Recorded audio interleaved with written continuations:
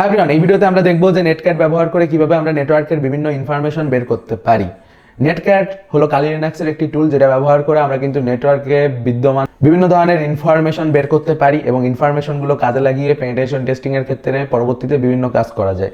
তো চলুন আমরা কম্পিউটার স্ক্রিনে গিয়ে এই টুলটা সম্পর্কে আরো বিস্তারিত জানি।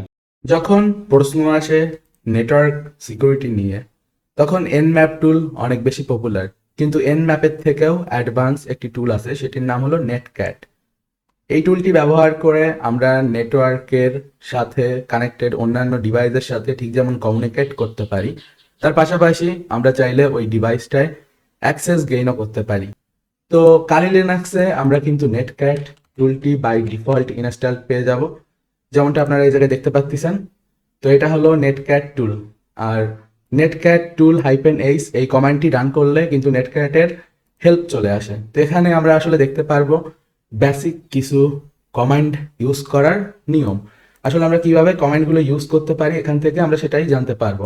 তো এখন আমরা নেটক্যাট টুলের কিছু প্র্যাকটিক্যাল ইউজেস দেখবো। তো যেমনটা আপনারা এখানে দেখতে পাচ্ছেন, আমি কমান্ড লিখছি nc এবং তারপর -w2। w হলো টাইম আউট সেট করার জন্য, আর তারপর -v ভার্বস আউটপুট পাওয়ার জন্য।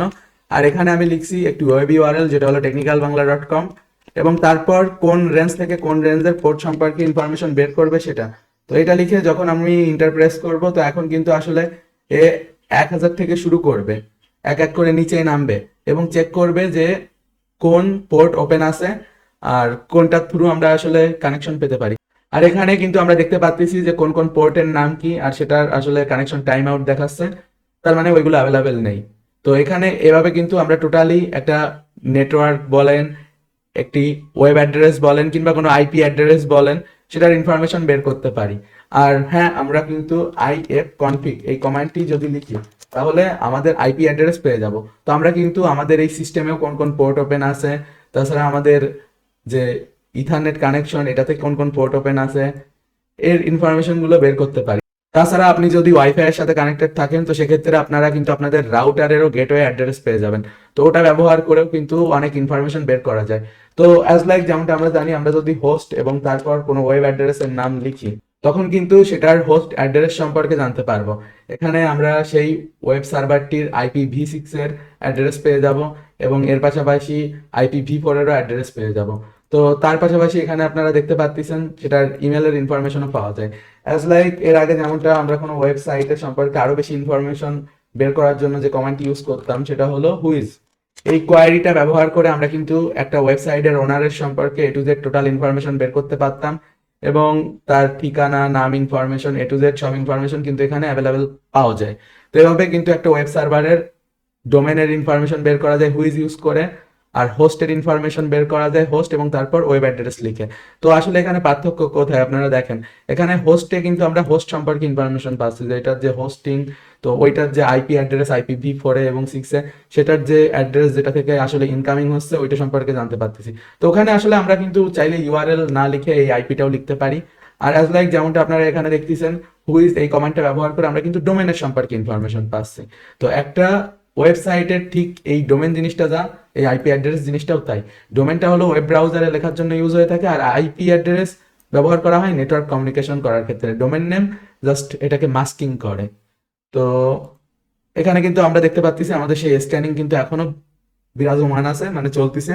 তো এইভাবে কিন্তু আমরা একটা ওয়েব সার্ভারের ইনফরমেশন, নেটওয়ার্কের ইনফরমেশন, তাছাড়া কোনো রাউটারের সাথে কানেক্টেড বিভিন্ন পোর্টের ইনফরমেশন স্ক্যানিং করে বের করতে পারি। যেমনটা আপনারা জানেন যে ইউটিউব এবং ফেসবুকে কমিউনিটি গাইডলাইনের কারণে আমরা চাইলে পেনিট্রেশন টেস্টিং এর প্র্যাকটিক্যাল ভিডিও আপলোড করতে পারি না। তো এই জন্য আপনি যদি আরো অ্যাডভান্স পেনিট্রেশন টেস্টিং শিখতে চান, ইথিক্যাল হ্যাকিং শিখতে চান, তাহলে technicalbangla.com ওয়েবসাইটে ভিজিট করুন। আমাদের ওয়েবসাইটের সকল কোর্সগুলিতে আপনি প্রফেশনাল ইথিক্যাল হ্যাকিং এর বাংলা টিউটোরিয়াল পাবেন, এবং প্রত্যেকটি কোর্সে আপনি ভিডিও পাবেন। আমাদের ওয়েবসাইটে ভিজিট করলে আপনি কারিকুলাম দেখতে পারবেন, কোন কোর্সে কি কি ভিডিও রয়েছে এবং এর পাশাপাশি কোন ভিডিওর ডিউরেশন কতটুকু, তাছাড়া কোর্সের স্টুডেন্ট রিভিউ কেমন। আমাদের ওয়েবসাইটের মাধ্যমে আপনি টারমাক্স, কালি লিনাক্স এবং তাছাড়া লিনাক্সের বিভিন্ন টুলসগুলো ব্যবহার করে প্রফেশনাল ইথিক্যাল হ্যাকিং শিখতে পারবেন। আমাদের কোর্সগুলির সাথে আপনি লাইভ সাপোর্ট পাবেন, যে কোনো সময় কোর্সের ভিডিও দেখে কোনো কিছু না বুঝলে সরাসরি আমার থেকে সাপোর্ট নিতে পারবেন।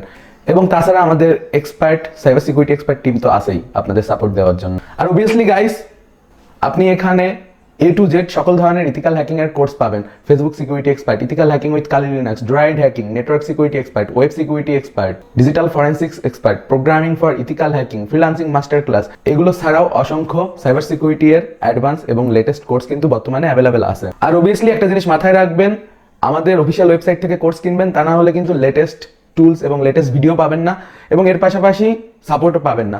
তো পাইরেসির চক্করে পড়লে লস করবেন, কারণ সময়ের সাথে তথ্য প্রযুক্তি, সাইবার সিকিউরিটি, টেকনোলজি সবকিছুই আপডেট হয়।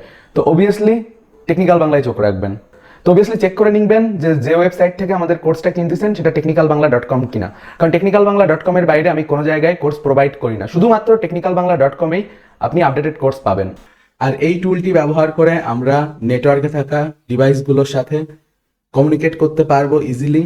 তো এখন আমি আরো বেশ কিছু ইউজেস আপনাদের দেখাবো নেটক্যাট টুলটি ব্যবহার করে যে কাজগুলো আমরা করতে পারি।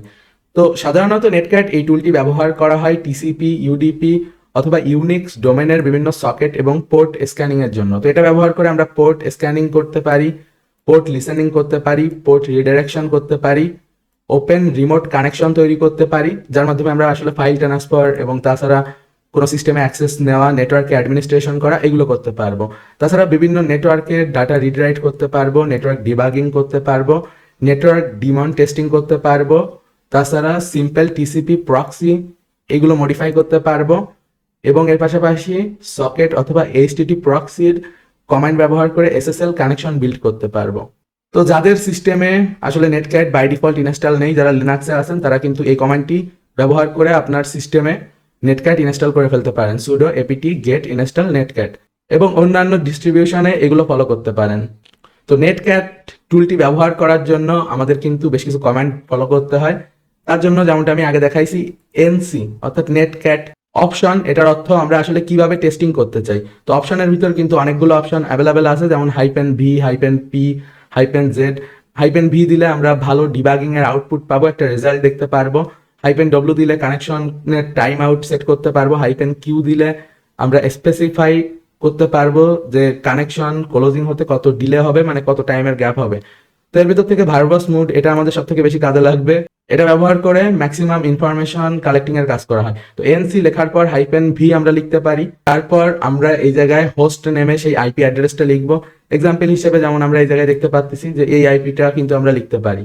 তো এর পরবর্তীতে পোর্ট, আমাদের পোর্ট লিখতে হবে যে আমরা কোন পোর্টের উপর আসলে সার্চ করতে চাচ্ছি, যেমন 80 পোর্ট HTTPS এর পোর্ট, তাছাড়া 22 পোর্ট হলো SSH এর পোর্ট, যেটা হলো কম্পিউটারের থ্রু কম্পিউটারের কানেকশন তৈরি করার জন্য কাজে লাগে CMD থ্রু, যাতে করে একটা কম্পিউটারের ফুল অ্যাক্সেস নেওয়া যায়। তো এর পাশাপাশি এই জায়গায় আমরা কিন্তু সেই একই অপশনগুলো দেখতে পাচ্ছি।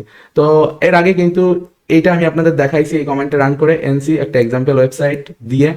তো এখন আমরা আসলে আরো একটু অ্যাডভান্সে যাব, আর আমরা চাইলে কিন্তু একটা সিস্টেমের সাথে অন্য আরেকটা সিস্টেমে লিনাক্সে কানেকশন বিল্ড করতে পারি, এর পাশাপাশি উইন্ডোজেও করা যায়। তো এটির জন্য আসলে একটি পোর্ট ওপেন করে নিতে হবে এবং অন্য ডিভাইসের সাথে সেই সেম পোর্টে কানেক্টেড হতে হবে এবং সেটির আইপি অ্যাড্রেস আমাদের -v লিখে এবং তারপর এই কমান্ড লিখে এটা প্রেস করলে আমরা কিন্তু সেটার সাথে সাকসেসফুলি কানেকশন তৈরি করতে পারি। এটা ব্যবহার করে একজন আরেকজনের সাথে সেম নেটওয়ার্কে থেকে চ্যাট করা সম্ভব।